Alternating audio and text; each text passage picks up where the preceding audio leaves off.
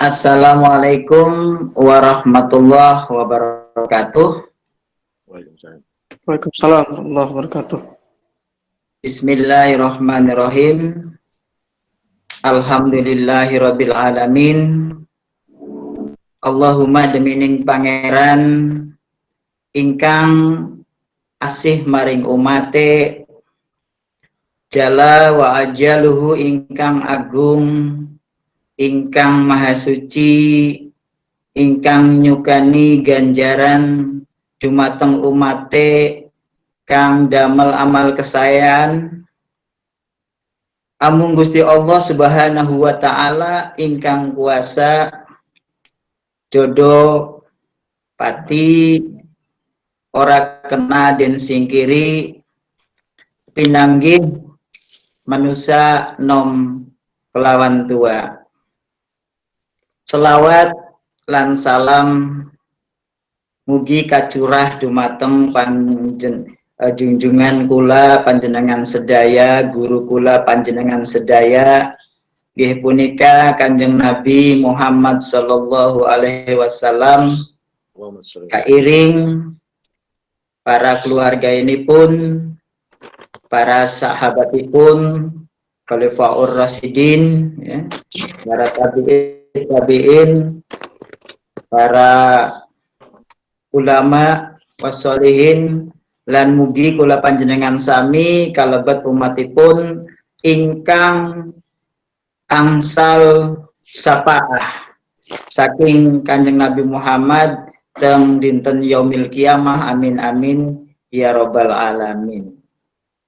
Para saudara, para pemirsa, mungkin dengan bahasa itulah ya, dengan bahasa lokal itulah dulu para leluhur kita, para pejuang Islam yang telah mendakwahkan ya, dengan pesan-pesan komunikasi kultural.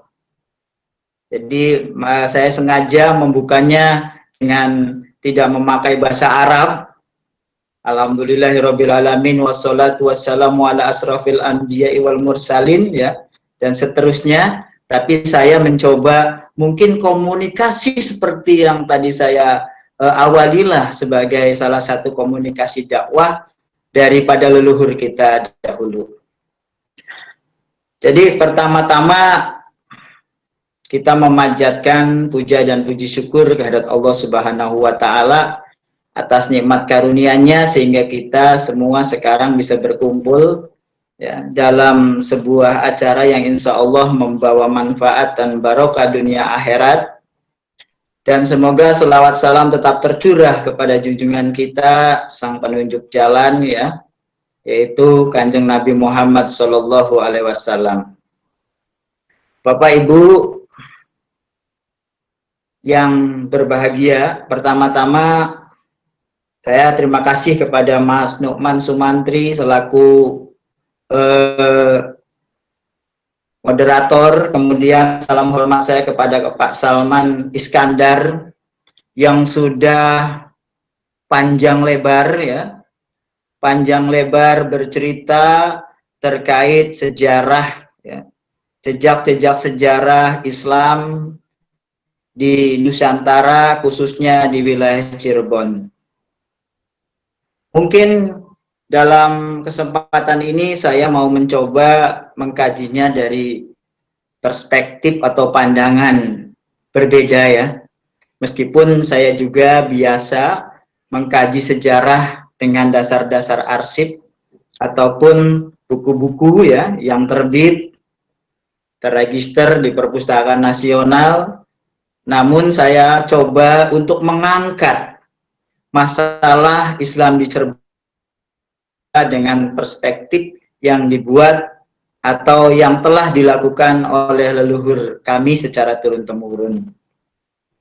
Mungkin kajian sejarah dengan perspektif metodologi yang sifatnya kebarat-baratan, saya pikir kurang cocok atau kurang komprehensif, karena mengingat bahwa dakwah Islam, syiar Islam yang dilakukan oleh leluhur kita adalah misi suci, tentunya disampaikan juga dengan cara-cara tersendiri.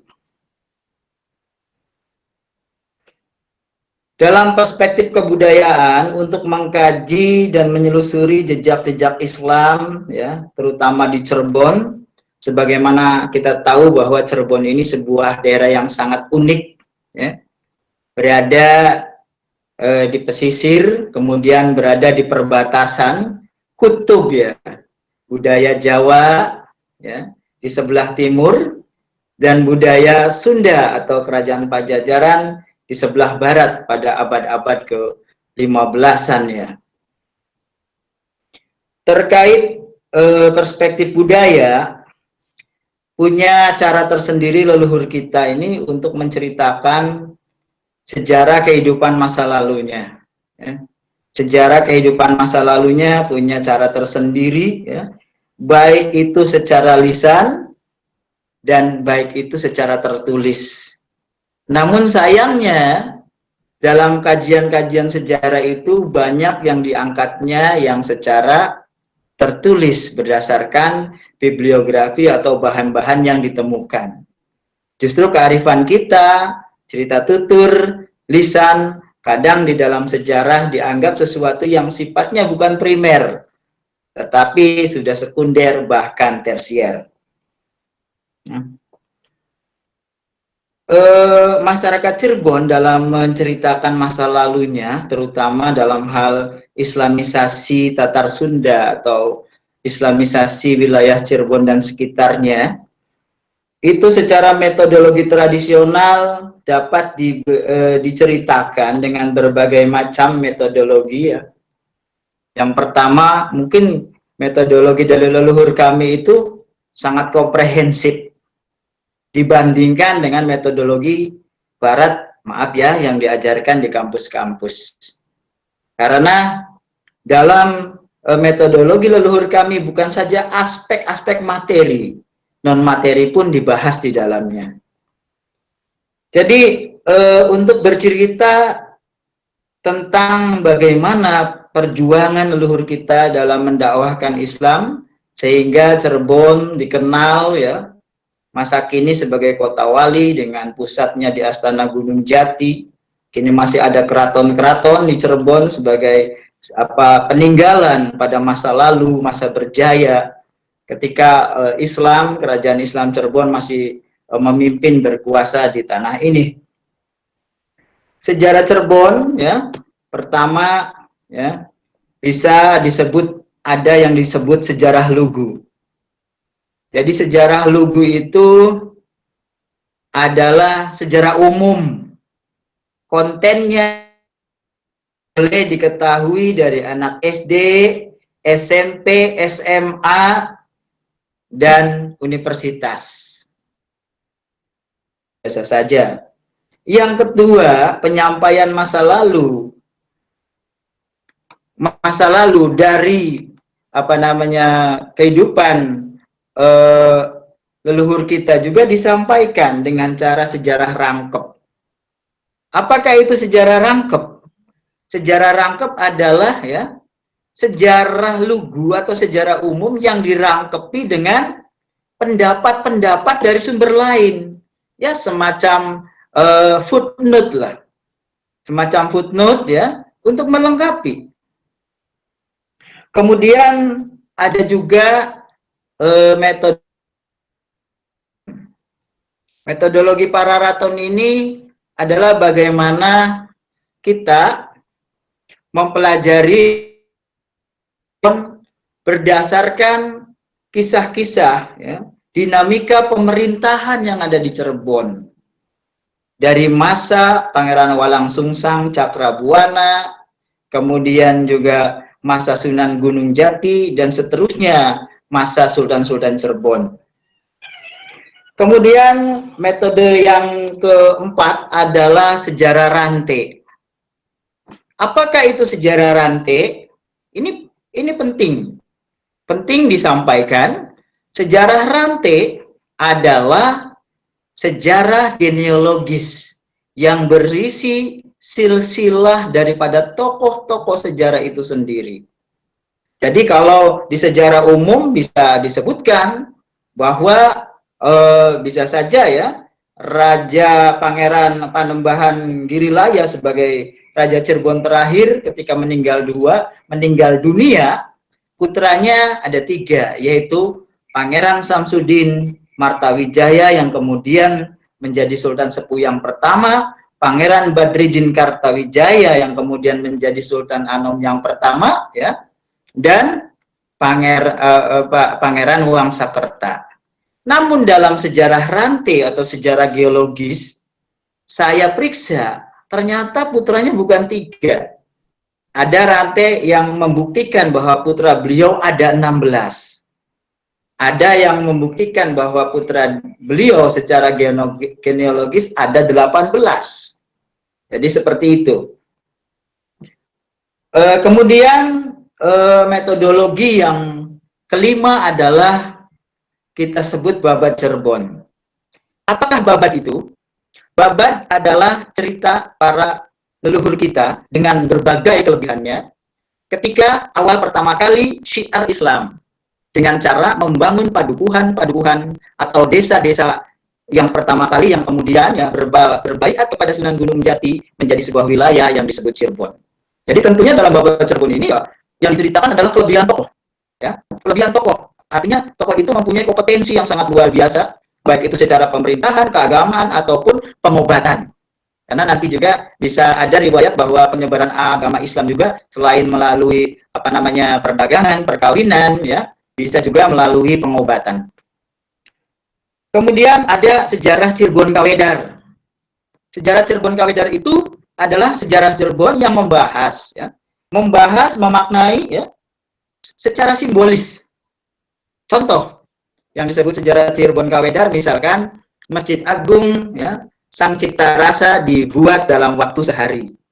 Itu simbolis dan bisa dijelaskan sehari itu adalah bagaimana membangunnya, karena membangunnya 500 orang, ya. Jadi jangan berpikir Masjid Agung Sang Cipta Rasa yang besar ya yang sekarang, tapi dulu yang masih konstruksinya itu bisa digotong bersama-sama karena konstruksinya kayu. Dan itu konon dikerjakan selama 1 malam karena itu assemblingnya saja, kalau mengerjakannya lama, terus digotongnya bersama-sama. Kayak kita ingat bagaimana dulu Ka'bah, ya, Hajar Aswad diangkat itu seperti itu. Jadi kebersamaan dilakukan oleh 500 orang dalam Carita Purwaka Carubanagari. Nah, seperti itu. Kemudian ada juga sejarah peteng. Apa yang disebut sejarah peteng Cirebon? Yang disebut sejarah peteng Cirebon adalah catatan-catatan sejarah, ya, yang sifatnya secret, yang sifatnya rahasia. Yang hanya boleh dipelajari dengan syarat-syarat tertentu, dengan cara baiat. Karena apa? Karena sejarah ini kalau dipelajari akan meningkatkan giroh perjuangan dalam hal ini dakwah Islam, yang pada waktu itu dilarang oleh penjajah dan diawasi oleh penjajah. Makanya disebutnya sejarah peteng. Tidak boleh diketahui, ya, oleh orang lain, oleh para penjajah, tetapi oleh santri-santri, anak cucu yang diketahui. Kemudian yang ke-8 tadi juga dibahas secara panjang lebar oleh Pak Salman Iskandar, terima kasih, ya, bahwa sumber yang ke-8 adalah berupa manuskrip, apakah itu Carita Purwaka Carubanagari, ya, karya Pangeran Arya Cirebon yang ditulis jauh pada masa Sunan Gunung Jati, yaitu 1720 Masehi, atau Negara Kertabumi, Raja-Raja Ibu Nusantara, karya Panitia Wangsakerta. Itu juga berisi tentang informasi yang sangat dalam tentang masa lalu, ya, kerajaan Islam Cirebon dan bagaimana dakwah Islam yang berada di Cirebon. Dan yang terakhir, ya, biasanya sejarawan menjadikan sumber ini sebagai sumber utama, yaitu sumber arsip, ya. Arsip statis bernilai sejarah dijadikan sumber utama kalau versi sejarawan Barat. Padahal yang kita tahu arsip pun mempunyai derajat, ya. Ada yang valid dan ada yang tidak valid. Jadi dalam hal ini bagi kami di masyarakat Cirebon, sejarah itu bisa diartikan sebagai penafsiran dari kehidupan manusia masa lalu. Jadi harus digarisbawahi penafsiran berdasarkan kaidah-kaidah ilmu yang tadi sudah disebutkan, ya. Baik itu penafsiran berupa tentang tokoh, ya, tentang peristiwa, tentang tempat dan waktu kejadian. Nah, dari sumber arsip, ya, arsip Belanda. Tadi kita kalau sejarawan itu biasanya bicaranya arsip. Ada beberapa catatan yang ditulis oleh sejarawan Belanda, ya, tentang bagaimana munculnya Cirebon. Seperti yang ditulis oleh Dr. Esse Godemosbergen. Beliau seorang ahli arsip, ya, arsipalis Batavia di tahun 1970-an, menulis sebuah artikel ya, yang judulnya Uit Cirebon-Geschiedenis, Sekilas Sejarah Cirebon, di mana salah satu isinya menarik, berisi pula tentang bagaimana penyebaran agama Islam di wilayah Cirebon yang ditegakkan oleh Kanjeng Sinewun Sunan Gunung Jati. Dr. S. Mosbergen menulis Cirebon pada masa sebelum Islam, ya, masa Buddha, masa Hindu. Jadi kita mengenalnya masa Buddha karena di daerah Majalengka banyak sekali ditemukan ya peninggalan-peninggalan perunggu ya pada zaman Buddha. Kemudian ada danau di Talaga itu tempat mandi suci di mana orang yang luar, artinya orang-orang asing tidak boleh ikut mandi suci bagi masyarakat yang ada di sana pada waktu itu. Menurut Mosbergen, Islam mulai muncul, Cirebon mulai muncul itu seiring dengan Islamisasi. Ya. Diawali ya dengan datangnya seorang pendakwah dari Arab yang namanya adalah Syekh Israil Ibnu Maulana, Falatehan atau Sunan Gunung Jati. Jadi orang-orang Barat mengatakan bahwa Syekh Israil Ibnu Maulana ya itu sama dengan Falatehan, sama dengan Sunan Gunung Jati. Tapi bagi kita masyarakat itu adalah dua tokoh yang berbeda, tetapi masih ada hubungan keluarga. Sunan Gunung Jati adalah mertua daripada Fatahillah, ya, mertua daripada Fatahillah, karena putri Sunan Gunung Jati, ya, dinikah oleh Fatahillah, dan dua tokoh tersebut sama-sama dikebumikan di Astana Gunung Sembung, komplek makam Sunan Gunung Jati. Jadi seperti itu. Cirebon mulai muncul ketika datangnya seorang pendakwah dari Arabia bernama Syekh Israil Ibnu Maulana, Sunan Gunung Jati, dan ketika beliau datang, artinya beliau dari Arab sana ya, dari Arab tadi sudah dari Jazirah Arab sudah diceritakan secara panjang lebar ya, bahwa ayah beliau dari sana. Kemudian pada suatu waktu beliau datang lagi ke Cirebon. Masyarakat setempat menyambut beliau ya dengan sambutan ya berupa satu piring ya makanan yang berasal dari sari ya, sari godogan ikan dan rebon yang oleh Pak Lutfi. Apa kabar Pak Lutfi, guru saya? Terima kasih sudah bergabung. Mas Rukin juga, terima kasih. Jadi sepinggan ya makanan ya yang dibuat dari sari godogan ikan dan rebon yang oleh Belanda itu disebutnya peter. Mungkin orang Belanda tidak bisa mengatakan petis. Nah itu. Sejak itulah daerah yang awalnya bernama Pakumwati kemudian dikenal dengan nama Cirebon. Nah, tadi sudah dijelaskan dengan panjang lebar ya oleh Pak Salman. Ternyata yang namanya dakwah Islam Cirebon itu mempunyai fase-fase. Fase yang pertama adalah fase awal ya, yaitu fase perintisan, di mana fase perintisan ini dimulai sebelum abad ke-15. Memang secara kronologis agak susah ya, tepatnya waktunya tahun berapa, karena sampai sekarang masih ada polemik ya. Jadi fase awal perintisan ini sudah dimulai sebelum abad ke-15, yaitu dengan tokoh-tokohnya seperti Haji Purwagaluh atau Haji Baharudin ya. Kemudian ada juga Syekh Puro di Kerawang tadi yang sudah disinggung. Kemudian juga ada Syekh Nur Jati ya. Kemudian juga ada penguasa setempat di Singapura ya yang bernama Ki Gedeng Tapa atau Ki Gedeng Jumajan Jati. Tokoh-tokoh itulah yang awalnya merintis bagaimana Islam itu bisa eksis dan didakwahkan di Cirebon. Adapun fase yang kedua yaitu fase pengembangan syiar Islam yang kita sebut fase Babat Cirebon. Dimulai dengan momentum hijrahnya Nabi Muhammad. Dan ketika tanggal 1 Muharram itu adalah momentum Babat Cirebon. Momentum di mana sang Nabi hijrah itu ya dari Mekah ke kota Yasrib atau Madinah dijadikan momentum perjuangan juga di wilayah Cirebon untuk membuka sebuah lahan ya yang berada di pesisir pantai yang kemudian dibuka oleh seorang pangeran Pajajaran bernama Pangeran Malang Sungsang. Nah, dalam cerita turun-temurun biasanya cerita ini dibawakan ketika dengan cara tembang macapatan. Salah satu contohnya seperti ini. Bismillahirrahmanirrahim. Allahumma demining pangeran kang asih maring umate jala wa ajaluhu ingkang agung kang maha suci kapundung ganjaran sekatai makhluk amung Allah kang kuasa jodoh pati yorak tenaden singkiri pinanggi nom lantua. Nah, itu biasanya macapatan itu dibuka dengan puja-puji syukur ya, memuji Allah dengan kebesarannya, dan kemudian masuk ke materinya. Misalkan bagaimana Pangeran Walangsungsang ya, setelah berguru kepada sang guru Syekh Zatul Kafi di Bukit Giri Amparan Jati, setelah paham lahir batin ilmu tentang Islam, sang guru berkata, "Wahai anak Walangsungsang, ayahanda sudah mengajarkan berbagai macam ilmu tentang agama Islam. Ya, komprehensif, lengkap, lahir dan batin, Ananda telah menerimanya. Namun, ketahuilah wahai Ananda Walangsungsang, bahwa yang namanya ilmu, apalagi dinul Islam, itu tidak selesai hanya di seminar-seminarkan, hanya dilokakaryakan, atau hanya diomongkan saja. Tetapi yang namanya dinul Islam itu harus kamu amalkan dengan laku perbuatan, agar nikmatnya iman, nikmatnya Islam bisa dirasakan oleh seluruh rahmat. Karena Islam itu rahmatan lil alamin. Maka dengan ini saya perintahkan, kata Syekh Nurjati, wahai Ananda muridku Walangsungsang, ya, wahai muridku Walangsungsang, bangunlah sebuah tempat, di mana tempat itu jadikan sebagai lahan dakwah kamu, agar kalimat-kalimat tauhid bisa ditegakkan di sana, agar manisnya iman, manisnya Islam bisa dirasakan oleh semua umat manusia. Dengan bahasa tembangnya seperti ini. Walangsungsang tinotora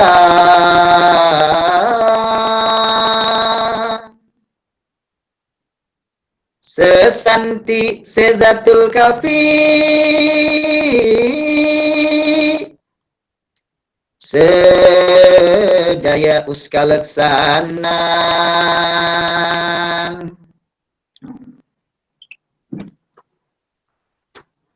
dedukuh kebon pesisir karidon mering yang widi praptanira ring lemah wungkuk dumugi mering witana katelah carubaneki pansadaya kesempurnaan ya karaharjan. Walangsungsang tinotoran, ada seorang pangeran Pajajaran bernama Walangsungsang, bekerja keras membabat ya hutan alang-alang di pinggir pesisir pantai. Kenapa? Karena melakukan pesan dari gurunya, amalkan ilmu kamu, syiarkan Islam dengan cara membuat pedukuhan kampung kecil di Lemah Wungkuk. Ya. Kemudian sang murid ya yang baik mengerjakan semua titah gurunya, dibabatnya ya pesisir Cirebon, sehingga wujudlah menjadi sebuah tempat yang dikenal dengan kebun pesisir Lemah Wungkuk. Jadi kebun pesisir Lemah Wungkuk. Terus setelah itu, awalnya yang namanya juga di pesisir, pastinya tahap awal kampung ini hanya fishing society. Ya, kampung nelayan kecil ya, yang kemudian dari kampung nelayan kecil itu ya berkembang karena tempatnya di pesisir ya, ada sungai-sungai yang kemudian digunakan untuk pelabuhan ya, cikal bakal pelabuhan Cirebon. Maka dari fishing society itu berkembang menjadi trading society dari daerah perdagangan. Jadi yang namanya berdakwah itu bukan hanya kita menyampaikan saja. Faktor ekonominya juga harus dibangun, dipikirkan, karena umat itu butuh dengan ekonomi itu. Nah, itu fase itu adalah dilakukan oleh Pangeran Walangsungsang ya. Kemudian selain itu pada fase pengembangan syiar Islam atau babat Cirebon itu tokoh-tokohnya yaitu Pangeran Walangsungsang Cakrabuana, kemudian Nimas Ratu Rara Santang dan Ki Danusela atau orang tua yang dulu mempunyai rumah di kebun pesisir Lemah Wungkuk ya. Kemudian fase yang ketiga adalah fase penegakan. Ya. Fase penegakan ini adalah pada zamannya Kanjeng Sinuwun Sunan Gunung Jati. Jadi penyebaran agama Islam di Cirebon ini melalui budaya dulu ya, cultural dulu, baru dikuatkan, ditegakkan secara struktural. Dengan bahasa budaya dulu, baru ditegakkan dengan pemerintahan yang sebenarnya. Ya. Kemudian dalam hal ini sentral tokohnya adalah Sunan Gunung Jati dengan menantunya Fathahillah juga dibantu oleh Wali Songo Tanah Jawa. Jadi kemudian ada juga fase kesultanan. Ya.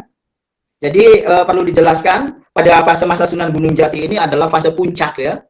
Jadi Sunan Gunung Jati ini mendapatkan legitimasi pemerintahan ya, dari uaknya, yaitu Pangeran Walangsungsang Cakrabuana sebagai Umaro, sebagai Tumenggung Cirebon, ya, mewarisi Keraton Pakuwati untuk memerintah di wilayah Pakuwon Cirebon. Kemudian legitimasi juga, ya, berasal dari Syekh Nurjati, seorang ulama, ya, yang pertama kali mengajarkan Islam di Giri Amparan Jati di sana, punya murid yaitu Ibundanya Sunan Sendiri dan uangnya. Ya. Jadi dengan legitimasi tersebut, ya, Sunan Gunung Jati menjadi tokoh sentral dalam dakwah. Beliau adalah insan kamil. Beliau adalah tokoh yang paripurna, yang mewarisi keulamaan juga keumaroan.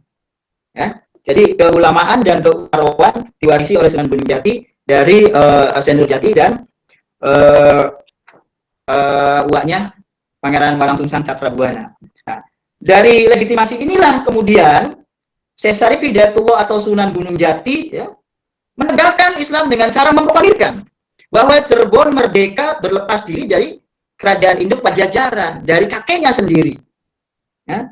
Dalam catatan kronologis itu tercatat terjadi pada tahun 1482. Ya, 1482 tanggalnya 2 April, dan momentum ini kemudian oleh pemerintah Kabupaten Cirebon dijadikan sebagai hari jadi Kabupaten Cirebon. Nah, sebagai insan kamil, sebagai pandita juga ratu, ya, beliau mendapat gelar. Adapun gelarnya adalah Ingkang Sinuwun Kanjeng Susuhunan Jati Purba, ya, Jati Purba, Panetep Panatagama, Aulia Allah Kutubid Zaman, Khalifatur Rasulullah Sallallahu Alaihi Wasallam Sinarat Sunda. Jadi kalau kita lihat gelarnya, jadi gelar ini saya baca, ya, ternyata gelarnya Sunan Gunung Jati seperti itu, dan gelar ini saya baca dari buku Nukilan Sejarah Cirebon Asli, ya, edisi kedua yang terbit pada tahun 1972, yang ditulis oleh Rama Guru Islamologi Kaprabonan, yaitu Pangeran Sulaiman Sulendraningrat. Apabila kita perhatikan, ya, bahwa pada masa penegakan, ya, Cirebon ini ternyata Sunan Gunung Jati adalah seorang khalifat Rasulullah. Jadi Susuhunan itu adalah khalifah. Ya, khalifah di mana khalifah ini, ya, mewarisi, ya, keagamaan dari Syekh Nurjati dan pemerintahan dari Pangeran Walangsungsang Cakrabuana. Jadi sungguh sangat luar biasa. Dan setelah beliau wafat, ya, keturunannya tidak ada yang mempunyai kompetensi seperti beliau sebagai insan kamil, yaitu sebagai ulama dan umaro. Nah, maka masuklah fase keempat, ya. Pada fase keempat, yaitu fase Kesultanan Cirebon.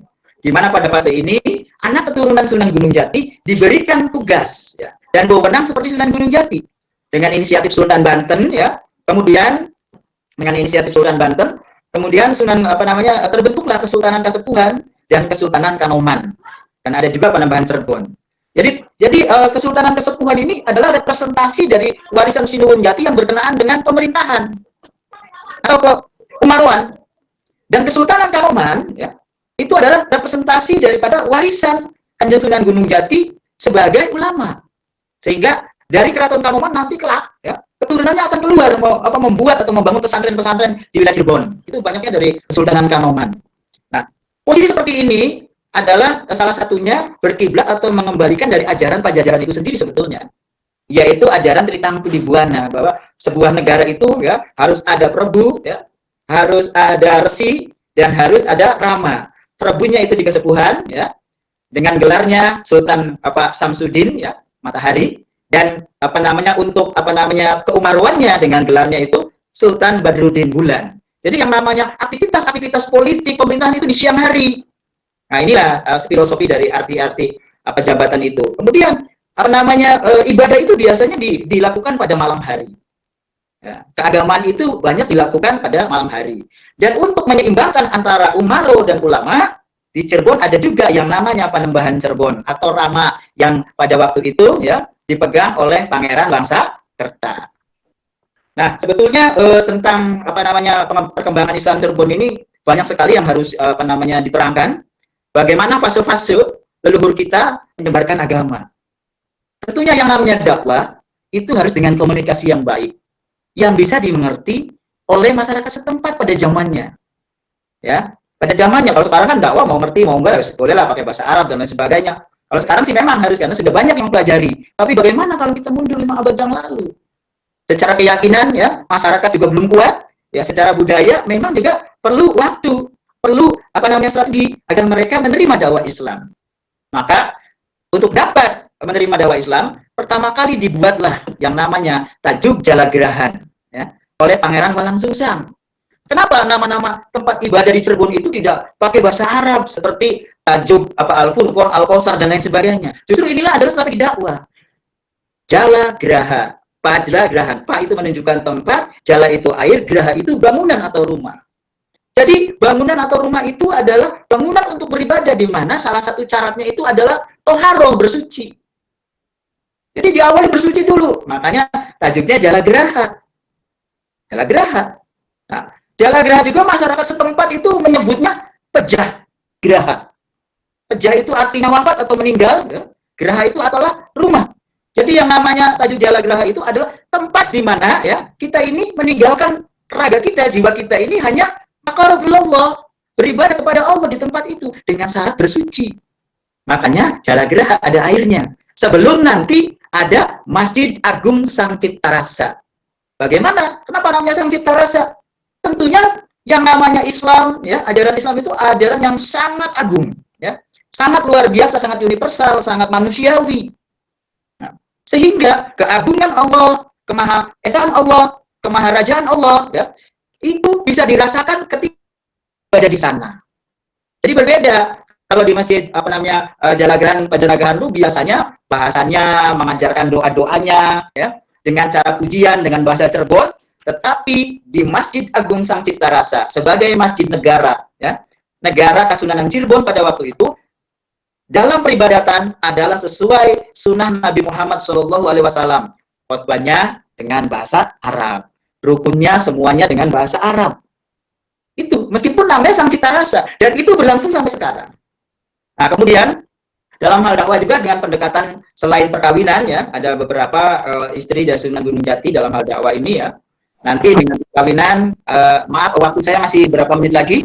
Ustaz, waktunya sudah habis Ustaz, dari 5 menit yang lalu. Masih berapa menit lagi?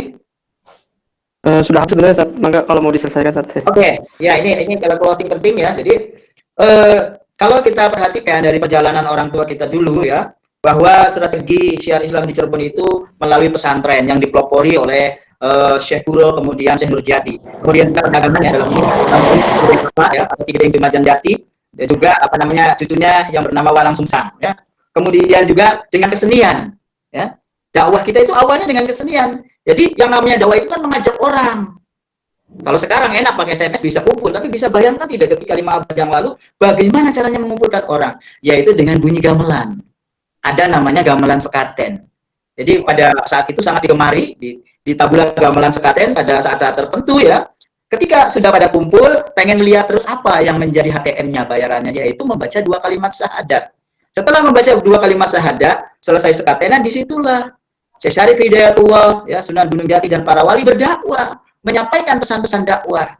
Nah, kemudian ada juga dengan perkawinan, ya. Sunan Gunung Jati menikah dengan seorang perempuan dari Banten. Nanti kelak akan ada genealogi Kesultanan Banten, ya.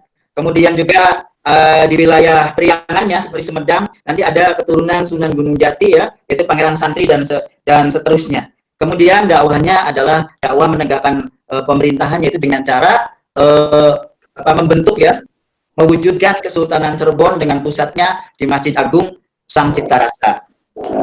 Terkait kesenian sebagai media dakwah pada waktu itu, yang pertama tadi ya, ada gamelan sekaten, ya. Kemudian juga ada wayang kulit. Kenapa sih wayang kulit itu ketika mau main, ya, tidak langsung main, tidak langsung perang, ya, tetapi ada tetalu atau tabuhan dulu selama setengah jam atau 1 jam. Itu maksudnya orang suruh kumpul semua. Dan wayang-wayang itu disimbolkan dengan makhluk-makhluk, ya, yang ada juga di usul fikih kita, di keimanan kita, bangsa jin, bangsa setan dan lain sebagainya. Betara-betara itu ya representasinya untuk mencontohkan bahwa para rasul datang, gitu, memberikan pencerahan-pencerahan dan lain sebagainya. Kemudian ada juga dakwah yang ke desa-desa, ke masyarakat, yaitu dengan cara gembyung, brai, rebana, gitu, ya. Itu kumpul muter ke masyarakat. Kemudian ada juga berokan atau barongan, ya. Itu konon Sunan Kalijaga itu adalah seorang dalang wayang juga sebagai dalang barongan. Dan dakwah yang masih kita rasakan sampai saya masih kecil dulu di tajuk-tajuk, di surau-surau, masih kita mendengar orang tua kita melantunkan yang namanya pujian ketika kita akan memulai sholat, menunggu ya datangnya waktu sholat berjamaah. Itu bagian daripada edukasi dakwah. Yang dibacakan adalah hal-hal yang berkaitan dengan fikih dan lain sebagainya. Mungkin itu saja dulu. Nanti untuk bisa berkembang kita buka sesi pertanyaan. Terima kasih. Mohon maaf atas segala kekurangan. Terima kasih atas segala perhatian. Sementara billahi taufik wal hidayah. Wassalamualaikum warahmatullahi wabarakatuh. Waalaikumsalam warahmatullahi wabarakatuh. Terima kasih pada Ustadz yang telah menyampaikan pertanyaannya. Mohon maaf pada para peserta waktunya agak terlalu larut ya. Dan sekarang mungkin langsung saja kita masuk ke sesi pertanyaannya. Untuk kepada Ustadz Salman Iskandar, apakah masih aktif Google Meet-nya? Ustadz.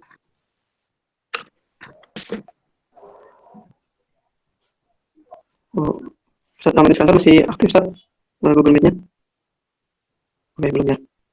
Sebenarnya belum ya untuk oke. Nah, itu langsung kali ini aja.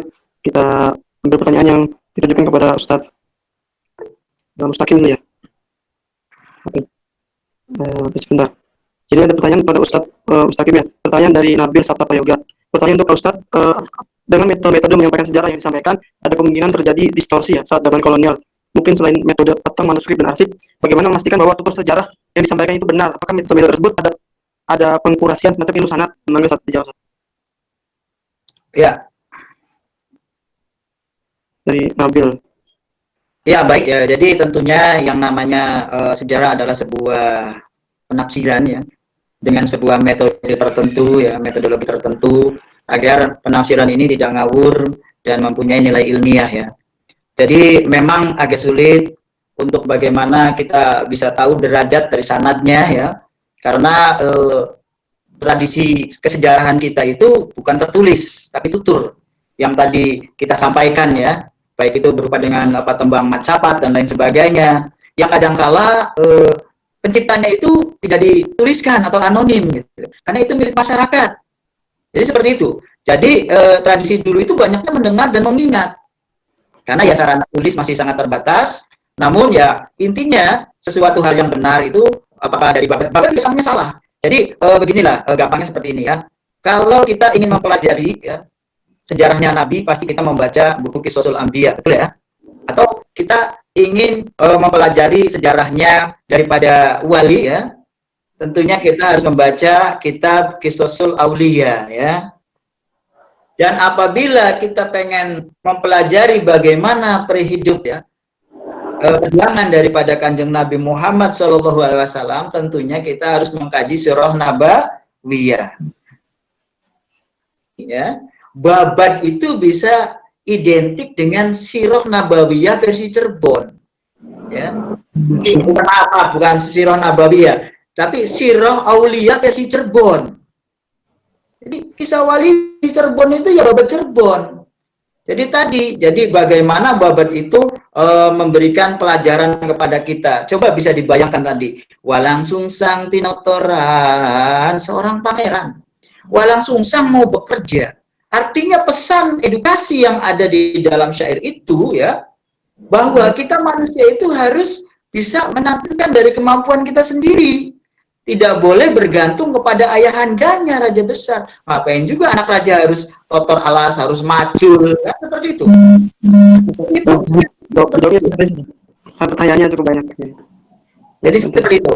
Jadi nanti kalau pertanyaan cukup banyak ya, karena ini memang harus diterangkan, bisa nanti japri ya, karena nanti bisa japri ya, boleh di-share. Saya ganti pertanyaan lainnya. Oke. Siap. Untuk Ustadz Salman masih standby, Ustadz? Udah keluar ya kayaknya. Ustadz Salman. Udah nih. Boleh. Oke. Alhamdulillah udah gabung. Oh, siap, Ustadz. Oke. Ustadz, untuk pertanyaan berhubung yang bertanya cukup banyak, mau saya bacakan, saya pilihkan atau Ustadz mau jawab yang menurut Ustadz perlu dijawab, Ustadz? Bacakan ya. Oh iya, siap. Mungkin saya moderator pertanyaannya. Siap, saya udah catat beberapa pertanyaan, Ustadz. Mungkin akan ada, mohon maaf kepada peserta ya, tidak semua pertanyaan bisa dijawab. Saya ada beberapa pertanyaan yang dipilih, Ustadz. Yang pertama, ada yang bertanya, Ustadz, dari Mas Media Pinem. Nah, bagaimana tanggapannya Ustaz terhadap kemunculan raja-raja baru seperti yang ada sekarang? Itu apakah merupakan gerakan sempalan di Tatar Sunda, dan apakah itu merupakan suatu bentuk kecintaan terhadap sejarah masa lalu Ustaz, sehingga akhirnya muncul fenomena raja-raja baru itu Ustaz? Jawab singkat aja Ustaz.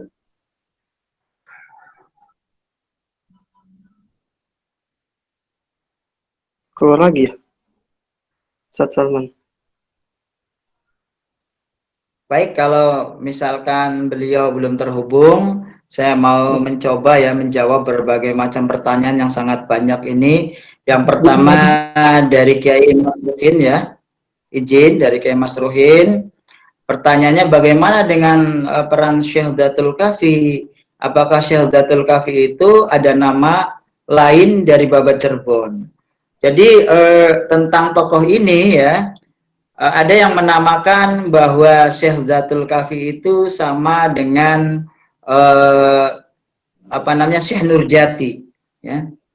Datul Kafi itu artinya adalah datuk atau orang tua yang menghuni gua, dan gua itu memang ada di Bukit Amparan Jati, dan beliau juga dinamakan Syekh Nurjati karena beliau sebagai guru agama Islam, ilmunya itu terpancar dari Bukit Amparan Jati, makanya beliau itu diberi gelar juga Syekh Nurjati, begitu Kang Mas Ruhin. Tapi ada juga versi yang mengatakan bahwa dengan Syekh Nurjati berbeda. Tapi kalau menurut saya itu adalah satu tokoh yang sama, hanya gelarnya saja atau penyebutannya yang berbeda. Kemudian Mas Willis Edi, Assalamualaikum Pak saudara-saudaraku, Alhamdulillah sehat. Kemudian juga bagaimana pendapat Ustadz dengan pernyataan salah satu penceramah yang menyatakan bahwa Wali Songo itu hanya dongeng. Nah, kalau saya meyakini bahwa Wali Songo itu bukan dongeng, karena dari peninggalan arkeologis juga bisa dibuktikan. Kita tahu bahwa Wali Songo itu ada makamnya. Kalau dongeng itu biasanya hal-hal yang tidak bisa dibuktikan ya. Tapi sebetulnya kalau memang ada distorsi ya, distorsi pengertian.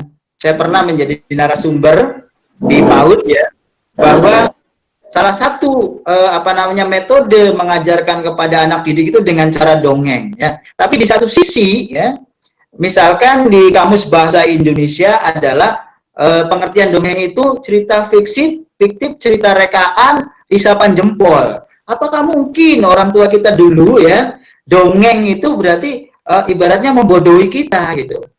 Pastinya tidak mungkin. Jadi pengertian yang ada di Kamus Besar Bahasa Indonesia tentang dongeng itu harus kita revisi ya, harus kita tolak ya, karena ini sangat berbahaya sekali.